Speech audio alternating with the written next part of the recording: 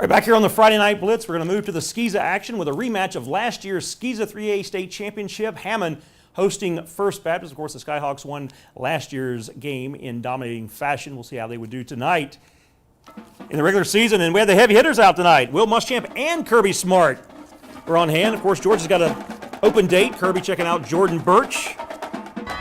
Carolina's in the running for Jordan services, as is Clemson, as is Georgia. Here we go. Jackson Muschamp. Will's son, obviously, hits Saul Diaz with a nice connection there, and Hammond is off and running. Now Muschamp back under center. He looks way downfield and finds Cam Scott.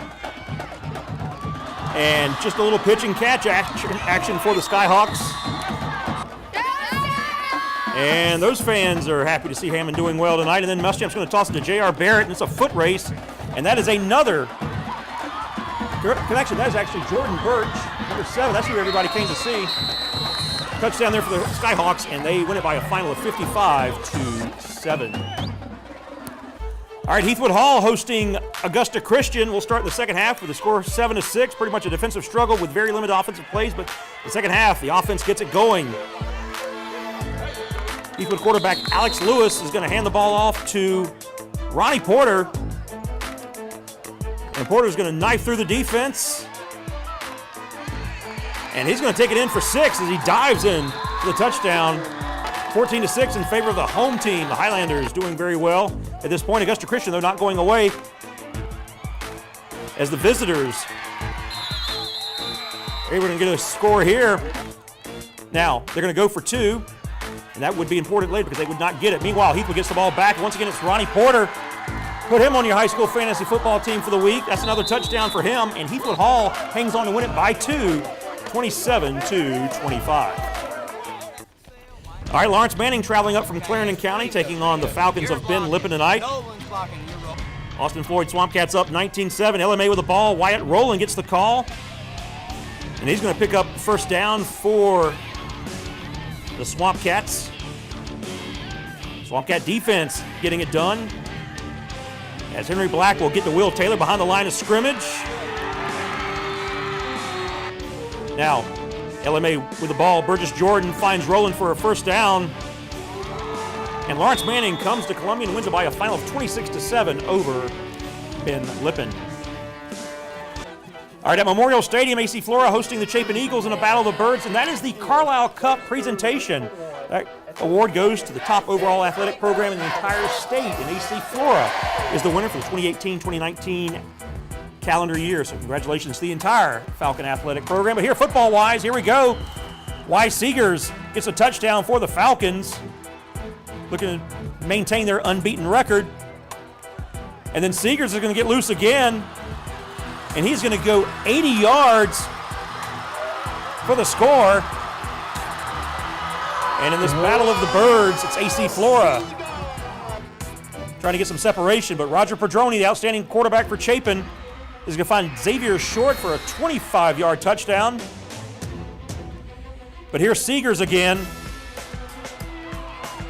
We had Ronnie Porter had a couple of touchdowns. How about Wise Seeger? He has 3 in our reel. That goes for 32.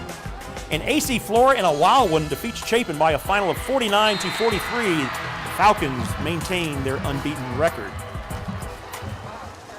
Last week, the Camden Bulldogs handed a 5A West Florence team its first loss of the season in come-from-behind fashion. Tonight, the Bulldogs looking to head into their open date with a 6-0 record. The Dogs taking the field at historic Zemp Stadium, facing Richland Northeast, and new unis for the Dogs. Check out the gray. I like it. Pops out nicely with the yellow and the black. Now for Camden, Jafari Pearson to Anthony Lyle. Short touchdown there. And Camden is off and running with a 7-0 lead over the Cavaliers. Now 4th and 1, R&E going for it on its own 43. But John Copley is there for the sack. And the Bulldogs will get the ball in Cavalier territory. And the offense continuing to hum along. Familiar connection, Pearson to Lyles. That puts the Dogs up 20-0 at that point. Pearson, just a junior quarterback, and really coming into his own as the trigger man for that Camden offense. Head coach Brian Rimpf would watch his outstanding running back Willis Lane get into the scoring column, as he will take it in for the score, and a nice little tradition at Zimp Stadium as they ring the bell after every touchdown by the home team, and Willis and Pearson are going to combine. And a lot of bell ringing tonight on this night as Camden wins it by a final of 53-0 over Richland Northeast. The Bulldogs are 6-0.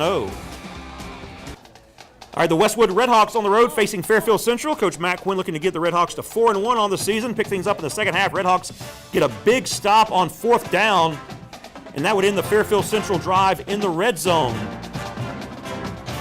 And a couple of plays later on 3rd down as Deshaun Boyd gets the conversion for the Hawks as he dashes his way up the middle for a Red Hawk 1st down. And then on the next play, Amon Green fakes the handoff, keeps it, and bulldozes his way for another Red Hawk 1st down. And the Red Hawks win this one by a final of 26-7 over Fairfield Central. Unbeaten Saluda on the road, taking on 3-1 Southside Christian. The Sabres with the ball. How about TJ Falah with a nice tackle for loss for the Tigers of Saluda. Saluda later in the court of the ball. Backed up, but Noah Bell connects with Dolan Wright with a nice gain. And then later in the drive, it's Bell to Jervin Witt. And that's good for 6. Nicely done there. Nice diving catch by Witt. 10-6 at that point. And then Southside Christian quarterback J.W. Herbert picked off by Saluda's Kay Gentry. A great game up there in the upstate, but Southside Christian pulls it out 16-13 over Saluda.